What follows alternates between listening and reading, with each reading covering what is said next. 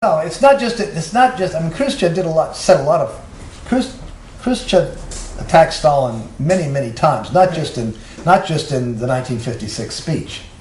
You know, Khrushchev lived until 1971, and he wrote memoirs, and he gave a lot of speeches. The 22nd Party Congress in 1961, October 61, was largely given over to a huge assault on Stalin because Molotov, Kaganovich, and Malenkov were around still, right?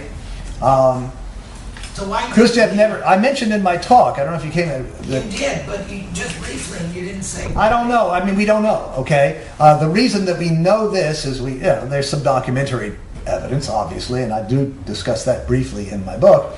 But Alexander Shelepin, who is the head from 59 to 62, I think, 63, the head of the KGB. Shelepin was.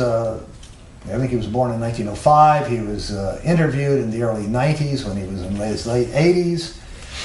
And the Gorbachev and Yeltsin people were going around, you know, doing their thing. They interviewed him, and he said that he, because in this closed packet number 1, there's a document written by him and signed by him, by Shelepin. And Shelepin said, yes, he was aware of this. He was aware. And he had a friend. He's a friend, and I do mention this in the book.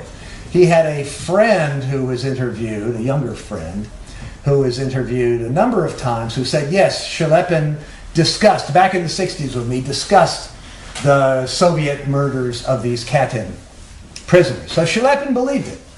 Shelepin believed it. And I do go into that a little bit, okay? But this friend of Shelepin said, and I have his name in the book, his friend of Shelepin said, but Khrushchev did not want to publicize this. He didn't want to, I hypothesize in the book, we don't know, Khrushchev didn't say, but I hypothesize in the book because Khrushchev was in the Politburo at that time. So if he had said that the Politburo gave permission, approved the shooting of all these Poles in 1940, March 1940, and then they were supposedly shot in April and May, then Khrushchev would be guilty too. And he was still around, right? So he didn't want to take the rap. So that's a theory.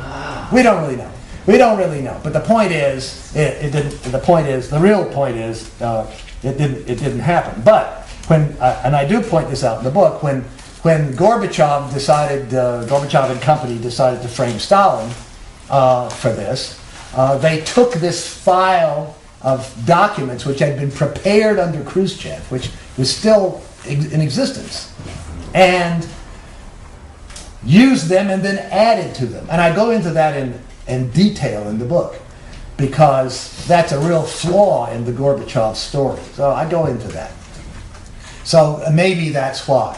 I mean, we don't really know why Khrushchev didn't do it, but that's a good guess.